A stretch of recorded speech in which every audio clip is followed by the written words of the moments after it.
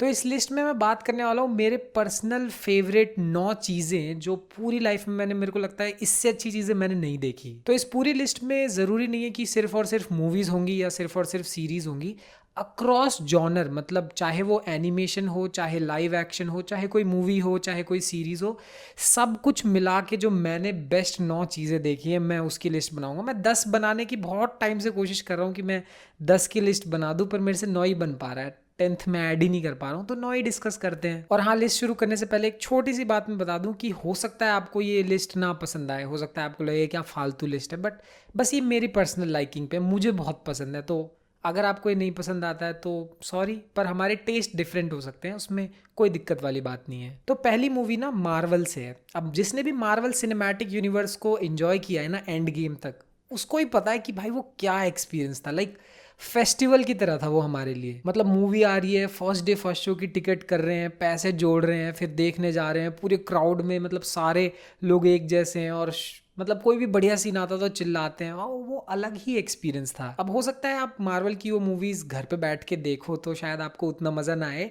मज़ा आ सकता है, बट वो जो कल्चर टाइप की चीज़ थी ना, थिएटर में जाके देखना और शाउट करना, वो बहुत ही अलग था। और हर मूवी के लिए एग्जैक्टली वेट करना, पोस्ट क्रेडिट सीन देखना, वो अलग ही था। मैं बिल्कुल अंकल लोगों की तरह बात कर रहा हूँ कि हमारे ज़माने में था ये, ऐसा होता था यार, मज़ेदार था वो। बट फिर भी अगर आपको कोई एक मूवी है जो बैठ के देखनी है और अलग इंजॉय करनी है, तो वो है इन्फिनिटी वॉर। मुझे आज भी लगता है कि एंड गेम नहीं, इन्फिनिटी वॉर मार्वल का पीक था। अब इसका मतलब ये नहीं है कि एंड गेम खराब थी, बहुत अच्छी मूवी थी, पर इन्फिनिटी वॉर पे तो मतलब जो राइटिंग है उस मूवी की, जो मेन विलन जब एंटर करता है, उस मेन विलन की आइडियोलॉजी, उसके डायलॉग्स, ओ भाई, डायलॉग्स आज भी सुनने पे वो गूज बम्स दे देते हैं। हाँ, इस पूरी लिस्ट में मैं कोशिश करूंगा कि शो को स्पॉइल ना करूं, तो मैं उसी तरीके से बात करूंगा। मैं विलन बोल रहा हूँ, शायद आप उस विलन को जानते भी हो, तब भी मैं उसका नाम नहीं लूंगा क्योंकि मैं किसी के लिए स्पॉइल नहीं करना चाहता। हाँ, तो इन्फिनिटी वॉर ना पहले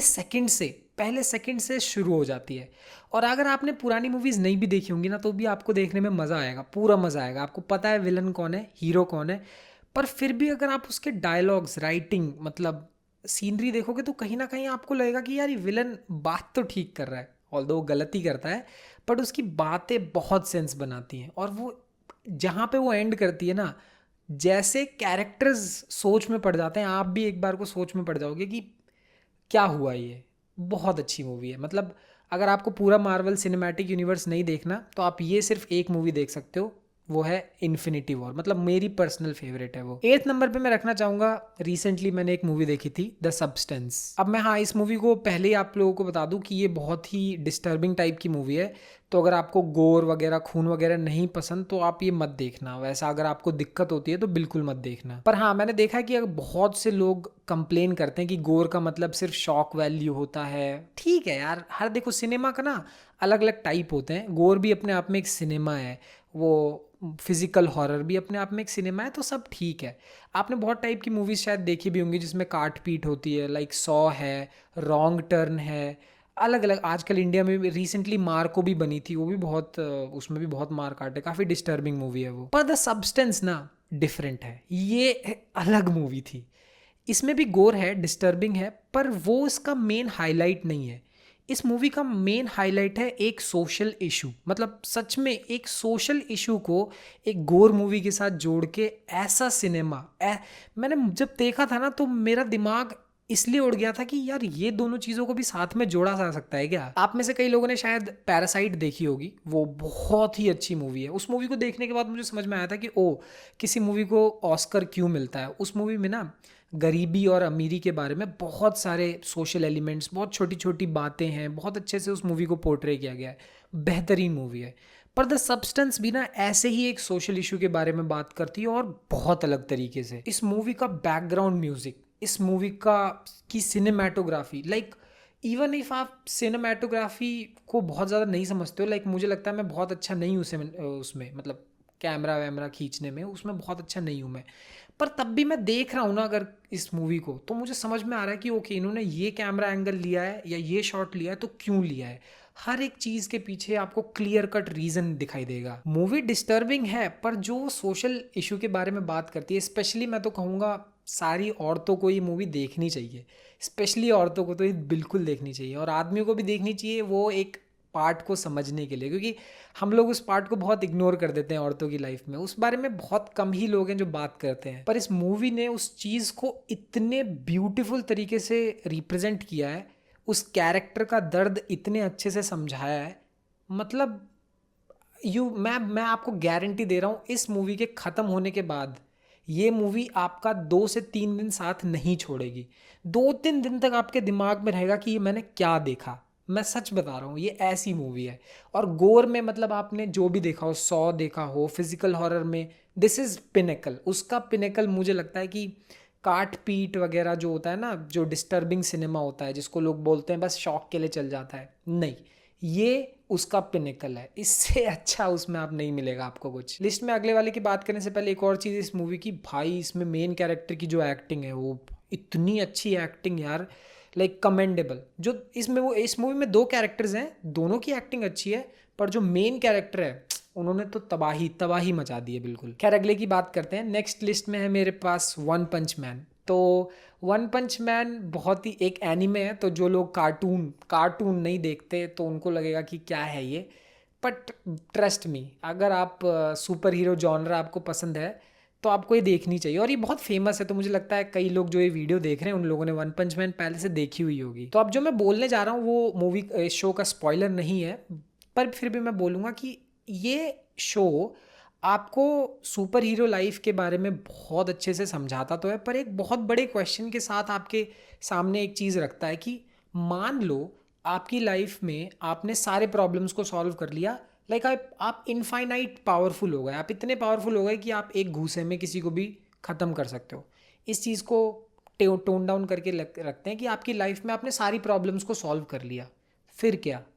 लाइक सोच के देखो, अगर आपने अपनी लाइफ की सारी प्रॉब्लम्स को सॉल्व कर लिया तो आप कितने बोर हो जाओगे। लाइक आपके पास कुछ भी नहीं हो, आपको फन ही नहीं आएगा किसी भी चीज़ में। ये जो मेन कैरेक्टर है बस वो इसी प्रॉब्लम से जूझता है। इसका नाम ही वन पंच मैन है, तो ये दुनिया में किसी भी विलन को एक घूसे में हरा सकता है। पर अब वो इतना पावरफुल हो गया कि वो बोर है, और बोर होने की वजह से वो काइंड ऑफ डिप्रेस्ड भी है। अब डिप्रेस सही वर्ड है या नहीं है यूज़ करने के लिए मुझे पता नहीं, पर ये एक बहुत अच्छी चीज़ हमें बताता है कि हमारी लाइफ में प्रॉब्लम्स तो होनी ही चाहिए, मज़ा उसी से आता है, वो अप डाउन में ही मज़ा आता है।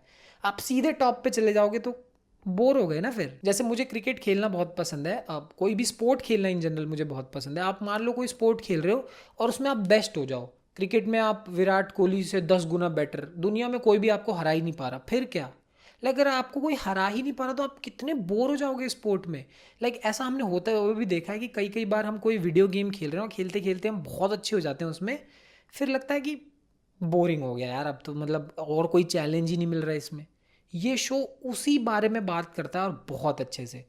रिसेंटली इसके मांगा में कुछ कुछ एरर्स चल रहे हैं, प्रॉब्लम चल रहे हैं मैं तो कहूँगा, बट अब 2 सीज़न है इसके एनिमे के, दोनों देखो, मज़ेदार है, बहुत बढ़िया है। ये सुपर हीरो जॉनरा के बहुत ही एक डिफरेंट एस्पेक्ट को टच करता है, जो लाइफ में भी काफ़ी हद तक आपको देखने को मिलेगी कहीं ना कहीं। तो ये बहुत अच्छा शो है, और इस शो को ना बहुत लोग बहुत गलत नज़रिए से देखते हैं वन पंच मैन को।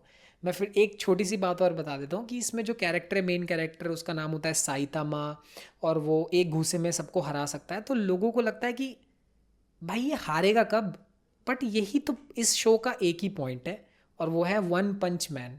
ही इज़ सो पावरफुल, वो दुनिया में किसी को भी एक घूसे में हरा सकता है, ठीक है। तब भी ये शो इंटरेस्टिंग है, आपको पता है वो हर फाइट जीतेगा, उससे कोई नहीं जीत सकता, तब भी ये शो इंटरेस्टिंग है।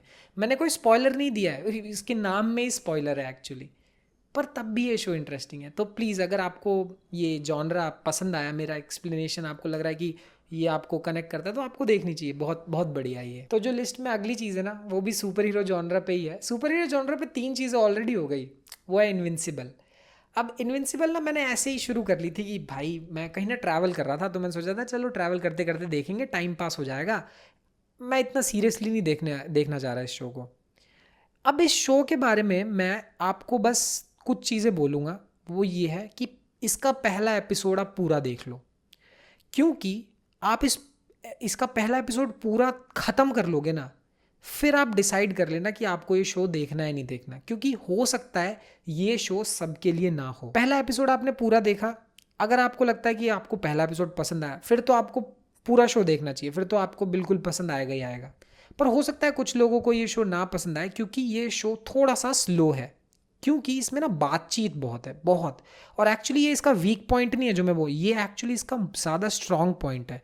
फाइट्स भी अच्छी हैं इसमें, जो खून खराबा है वो भी बहुत अच्छा है, पर इसका स्ट्रॉन्गेस्ट पॉइंट इसकी बातचीत ही है। जैसे बहुत लोग बात करते हैं ब्रेकिंग बैड की, उसमें जो कैरेक्टर्स हैं वो over the period of time कुछ डिसीजंस लेते हैं, कुछ डिसीजन सही होते हैं, कुछ गलत होते हैं, और उसके साथ उनका कैरेक्टर डेवलप होता है। अब उसी डिसीजन मेकिंग को आप 2 टाइम्स 3 टाइम्स बेटर और देखना चाहते हो, वो है इनविंसिबल।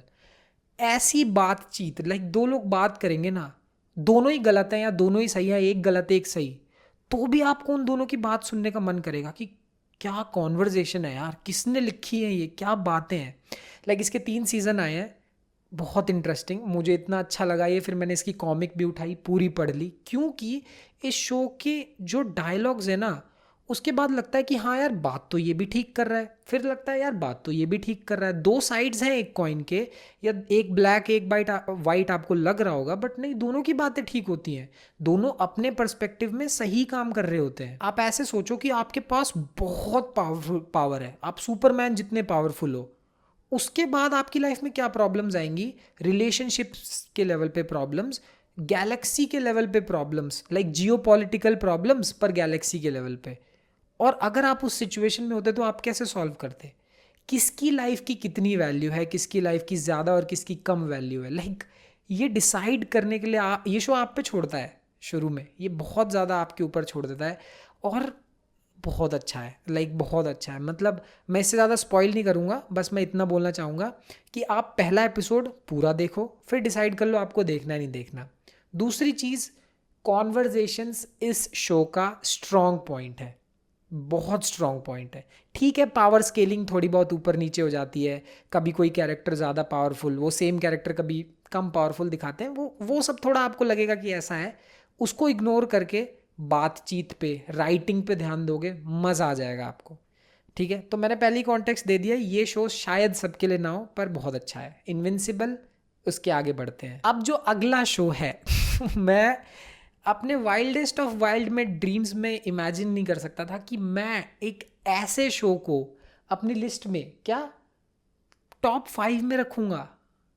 इस शो का नाम है ब्लू लॉक। और फिर से एक कार्टून, जिनको कार्टून नहीं पसंद सॉरी, क्योंकि मेरे लिस्ट में बहुत सारे कार्टून हैं, तो अगर आपको नहीं पसंद तो सॉरी, पर मुझे कार्टून्स पसंद हैं। हाँ, तो आते हैं ब्लू लॉक पे। तो ब्लू लॉक यार, मैंने ना ये शो देखा था इन्जॉय करने के लिए, और मैंने इससे ज़्यादा इन्जॉय नहीं किया किसी शो को अपनी लाइफ में। इन्जॉय इन द सेंस मैं बताता हूँ, एड्रेनलिन, लाइक ये एक स्पोर्ट्स शो है, स्पोर्ट्स के बारे में, फुटबॉल के बारे में, और आप जब देखोगे ना ये शो, तो आपको हर गोल पे ना आपका एड्रेनलिन पंप होगा, अगला गोल, और भाई मैच शुरू होने से पहले और मैच शुरू होने तक, लाइक आपको लगेगा आप ही खेल रहे हो, भाई गोल मार, गोल गोल, मतलब पूरा शरीर पंप हो जाता है, इतनी एनर्जी आ जाती है। मैं झूठ नहीं बोल रहा हूँ, मैं झूठ नहीं बोल रहा हूँ, मैंने इस शो को रात के 4 बजे, 4:30 5 बजे तक बिंज किया था, और जब गोल लग रहा है तो मैं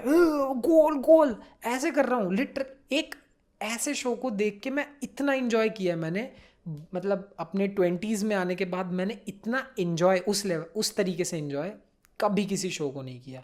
लाइक इतना फन है इस शो का, एक एक कैरेक्टर मज़ेदार, कोई भी कैरेक्टर आपको बुरा नहीं लगेगा, सारे कैरेक्टर्स अच्छे हैं, हर कैरेक्टर की आइडियोलॉजी, हर कैरेक्टर का ईगो बहुत स्ट्रांग है, और उनकी खुद की एक बहुत अच्छी रीजनिंग है।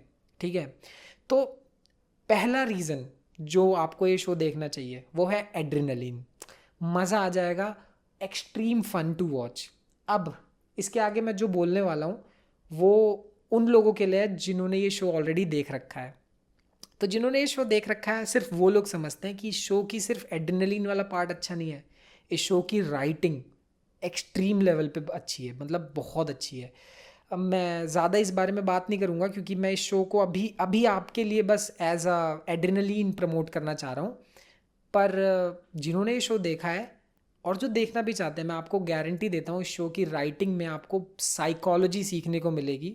एक बहुत सर्टेन टाइप की साइकोलॉजी, बट सीखने को मिलेगी और बहुत अच्छे से सीखने को मिलेगी। तो प्लीज़ अगर आपको इन्जॉय करना है तो मेरी पूरी लिस्ट को इग्नोर करके आप सीधे ही से देखो। अगर आप फुटबॉल नहीं खेलते हो, मैं नहीं खेलता, मैंने आज तक कभी फुटबॉल नहीं खेला, तो भी मैंने ये शो बहुत इन्जॉय, ना मैं फुटबॉल देखता हूँ ना मैं खेलता हूँ, पर मैंने देखा ये शो। तो अगर आप भी नहीं खेलते हो तब भी आपको बहुत मज़ा आएगा।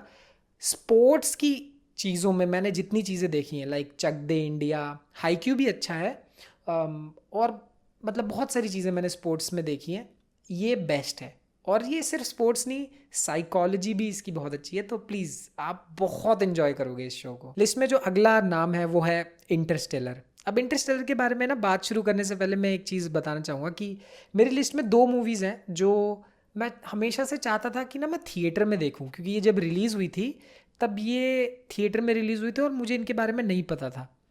इंटरस्टेलर मैंने 2014 या 15 में भी देखी थी और सच बोलूँ मुझे नहीं आई थी समझ में तो बिल्कुल नहीं आई थी समझ में और मुझे बोरिंग मूवी लगी थी। पर जब मैं थोड़ा बड़ा हुआ और मैंने दोबारा देखी तो like it's cinema, it's like cinema. Nolan की जितनी मूवीज़ हैं मुझे पर्सनली मेरी फेवरेट इंटरस्टेलर है, तो बेस्ट लगती है मुझे ये। तो मेरा हमेशा से सपना था कि मैं इस मूवी को थिएटर में देख पाऊँ और मेरे को गूज़बम्स आ रहे हैं भाई, क्योंकि मैं जब गया था अभी रिसेंटली ना, ये री रिलीज़ हुई इंडिया में। मैं अपने दोस्तों को, मेरे 2 दोस्तों को, योगेश और साहिल, आपने उनको शायद व्लॉग में मेरे साथ देखा होगा, तो उनको मैं लेके गया ज़बरदस्ती, कह रहे नहीं देखनी यार, बचपन में देखी थी नहीं समझ में आई थी। मैंने बोला भाई प्लीज़ चलो।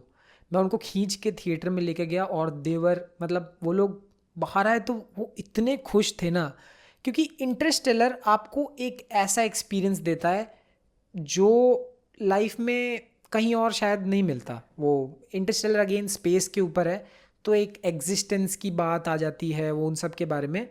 ये बहुत अच्छा आपको उन सब के बारे में एक पर्सपेक्टिव देता है। वो एक ऐसी फीलिंग देगा ना इंटरस्टेलर आपको, जो शायद मैंने तो कहीं और एक्सपीरियंस नहीं। लाइक हांस जिमर का जो म्यूज़िक है, बहुत, इसका म्यूज़िक ज़रूर सुना होगा आपने, पक्का सुना होगा, बहुत फेमस है।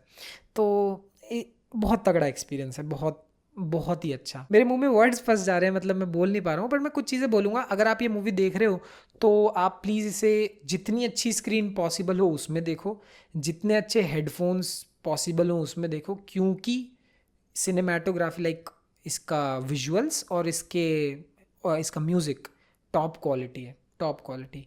और सिर्फ इतनी अच्छी, सिर्फ इसलिए इतनी ये मूवी को मैंने इसने ऊपर नहीं रखा है, इसके बियॉन्ड भी ना ये 2 चीज़ों को बहुत अच्छे से मिक्स करती है। पहला, सबका प्यार, स्पेस की चीज़ें, एस्ट्रोनॉमी की चीज़ें, गैलेक्सी के बारे में बात, सबको मज़ा आता है करने में, तो ये उस बारे में बात करती है। दूसरा, लव। अब इंटरस्टेलर ट्रैवल और उसको प्यार से, लव से जोड़ देना, कई लोगों को वो पार्ट मूवी का क्रिंजी लगता है, मुझे नहीं लगता, मुझे बल्कि वो बहुत ज़्यादा और अच्छा लगता है।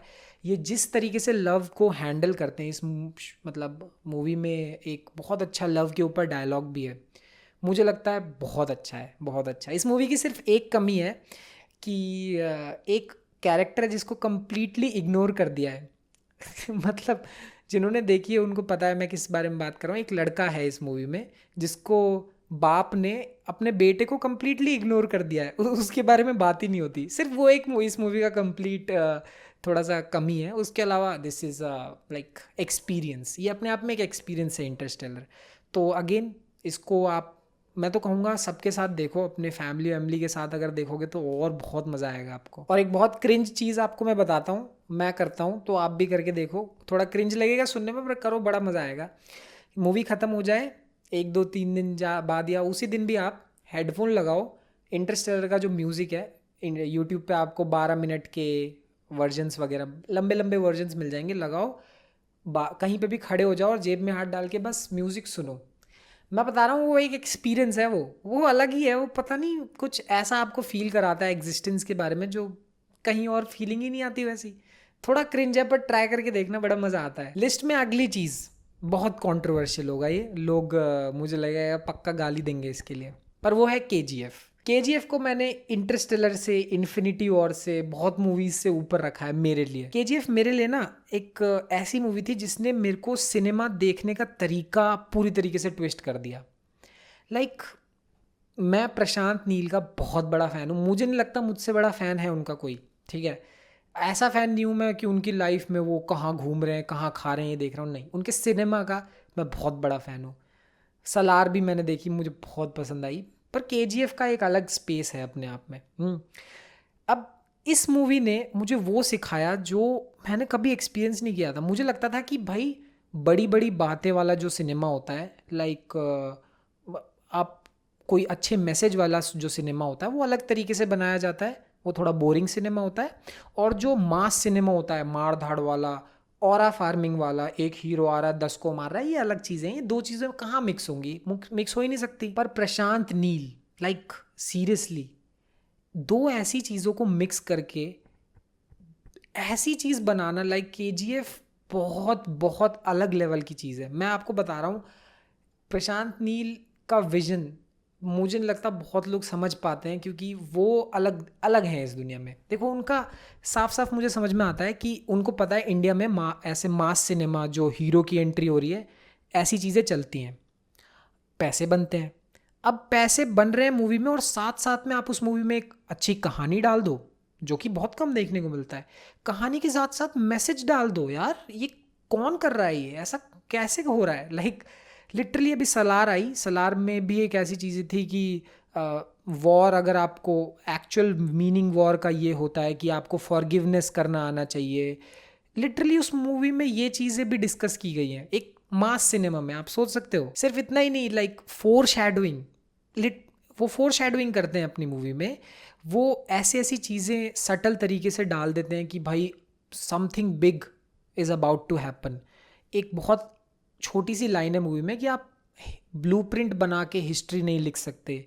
लाइक ये सबको पता है, हिस्ट्री में जब भी कोई बड़ी चीज़ हुई है तो किसी ने वो एक्सपेक्ट नहीं किया था, या प्लान करके नहीं होता। जैसे हम बड़ी बड़ी, जैसे मनी हाइस्ट है उसमें, कि भाई उसने सब कुछ प्लान कर रखा और हो गया, ऐसा नहीं होता। हमेशा कुछ ना कुछ अनसर्टेनिटीज़ होती हैं। मतलब ये तो मैं एक डायलॉग की बात कर रहा हूँ, ऐसी आपको बहुत सारी चीज़ें इस मूवी में मिलेंगी। और रीवॉचेबिलिटी इस मूवी की बहुत ज़्यादा है, बहुत ज़्यादा है। मतलब आप इस मूवी को 6 बार 7 बार जितनी बार देखोगे उतनी बार इंजॉय करोगे। इन सब के बियॉन्ड जो मुझे एक और चीज़ बहुत इंपॉर्टेंट लगती है वो ये है कि किसी भी अच्छी कहानी में ना आपको विमेन पावर ज़रूर दिखाई जाएगी। मतलब मैं पर्सनली मानता हूँ कि अच्छी कहानियों में हमेशा औरतों की पावर को दिखाया जाएगा। केजीएफ इसका पिने मतलब बहुत बड़ा एग्जाम्पल है, बहुत ही बड़ा एग्जाम्पल। लाइक इस मूवी का मेन कैरेक्टर रॉकी भाई नहीं है, इस मूवी की मेन कैरेक्टर रॉकी भाई की मम्मी है। आप मूवी अगर आपने देखी होगी या आप देखना चाहोगे तो मैं आपको पहले ही बता दूं, क्योंकि इस मूवी में जो भी हो रहा है वो उनकी वजह से हो रहा है। और लाइक वुमेन पावर को ऐसे दिखाना, ये भी एक तरीका होता है।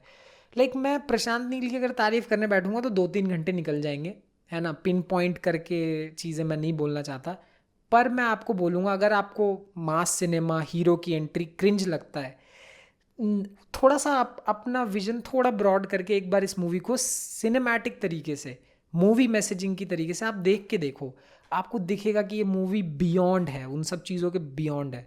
और सलार भी बहुत अच्छी है, सलार का पार्ट 2 आने का मैं वेट कर रहा हूँ, मे बी वो इस लिस्ट को पूरा करे, क्योंकि सलार भी बहुत अच्छी थी। पर केजीएफ का अपना अपना अलग स्पेस इसलिए क्योंकि केजीएफ जैसी कोई और चीज़ मैंने उससे पहले तो कभी नहीं देखी थी।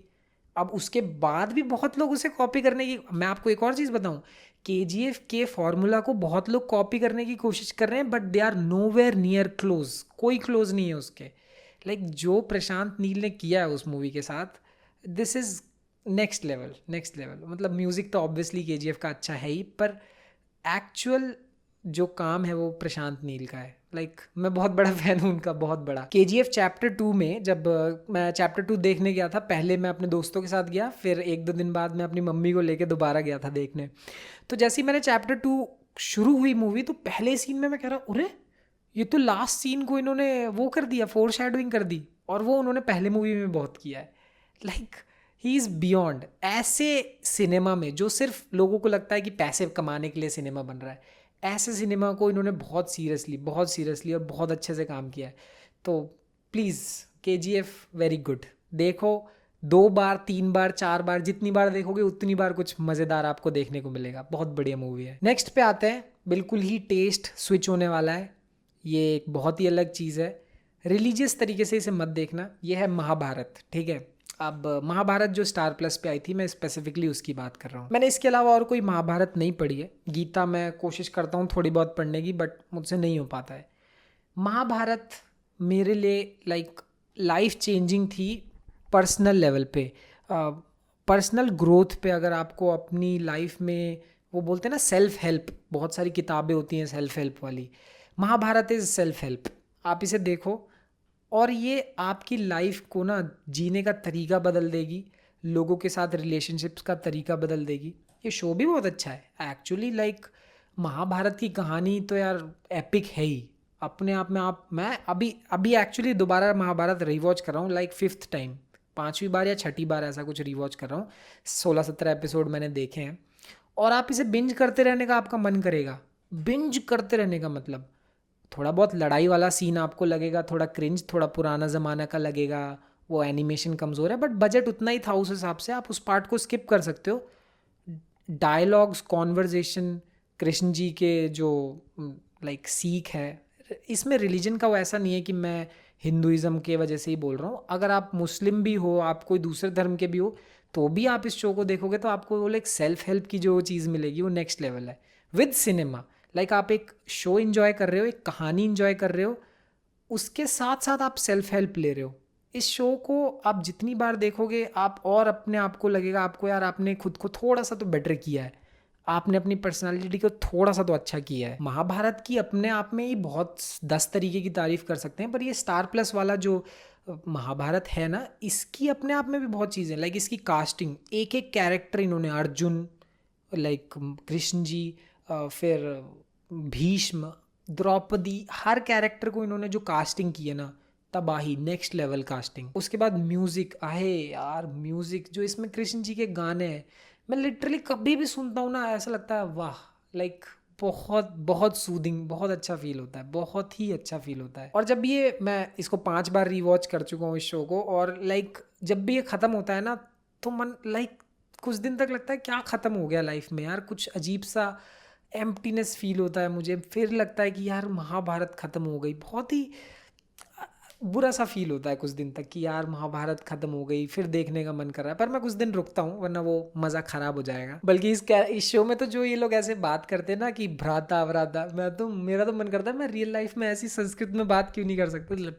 मैं ज़्यादा बोल रहा हूँ, आई एग्री, बट मेरे को बहुत पसंद है महाभारत, बहुत। और like it's life changing, it's life changing. अगर सीरियसली अगर आप इसे देखोगे ना, बहुत ही अच्छा है ये। खैर आगे बढ़ते हैं नंबर 1 पे। जितने भी लोग मुझे जानते हैं सबको पता है नंबर 1 पे क्या होने वाला है तो ये तो कोई बहुत बड़ी चीज़ नहीं थी। नंबर 1 पे है अटैक ऑन टाइटन। तो वर्ड्स आर नॉट इनफ, मतलब मैं अभी 5 मिनट बोलूँ, 10 मिनट बोलूँ, 20 मिनट, कितने भी देर बोलूँ, it's not enough to describe how great this show is. Like मैं एक ही डायलॉग हर जगह बोलता हूँ, वो ये है, this is the pinnacle of cinema. इससे अच्छा सिनेमा, अच्छा इसके आसपास का भी सिनेमा मैंने नहीं देखा, इससे अच्छा कुछ भी नहीं देखा मैंने आज तक अपनी लाइफ में। Attack on Titan is not a anime. Like मैं थोड़ा सा सीरियस होऊंगा तो मतलब गुस्सा मत करना। लाइक कोई भी जब इसको एनिमे बोलता है ना तो मुझे गुस्सा आता है, कोई भी जब बाकी एनिमेज की लिस्ट में इसको डालता है तो मुझे गुस्सा आता है, क्योंकि attack on Titan is beyond this. It's क्या, ऐसा कुछ नहीं है, बोल लो आपको कुछ और पसंद है तो आप AOT से उसे बेटर बोल लो, मुझे कोई प्रॉब्लम नहीं है उस बात में, बस मुझे बहुत पसंद है। इट्स पिनेकल ऑफ सिनेमा यार, मतलब इसके आसपास भी कुछ नहीं है। शो ख़त्म हो चुका है, इसमें 94 या 95 एपिसोड्स हैं कुछ, और इससे अच्छा मतलब वो वाली मीम है ना होमलैंडर की, it was perfect. I gotta tell you, it was perfect. Perfect. Everything, down to the last minute details. Attack on Titan is perfect. Like इस शो में क्या कमी है ये मुझे ढूंढना पड़ा है। इस शो में लाइक लिटरली कोई कमी नहीं है यार। मेरे को कभी कभी समझ नहीं आता कि कोई शो इतना परफेक्ट कैसे हो सकता है। हर डिपार्टमेंट ने इतना अच्छा काम किया है इस पे, एनिमेशन, म्यूजिक, ईसायामा की राइटिंग, स्टोरी, ओपनिंग क्रेडिट्स यार। बोलते हैं लोग कि भाई एनिमे के सारे ओपनिंग क्रेडिट्स, एंडिंग क्रेडिट्स एक जैसे होते हैं, अटैक ऑन टाइटन नहीं, बैंगर म्यूजिक देगा आपको शुरू होते ही। लाइक मैं सॉरी मैं अटैक ऑन टाइटन के बारे में एक बार शुरू हो जाता हूँ तो लाइक मैं घंटों तक बोलता हूँ। मेरे दोस्त लोग बहुत इरिटेटेड हैं इस बात से कि भाई तू चुप रहे यार, कितना बोलता है। इट्स पिन, मैं इस बात पे ख़त्म करूँगा, AOT is the pinnacle of cinema. बस इससे ज़्यादा उसके लिए कुछ और बोलने के लिए 10 घंटे चाहिए, मे बी उससे भी ज़्यादा चाहिए। ठीक है, तो बेस्ट बेस्ट। ओके चलो।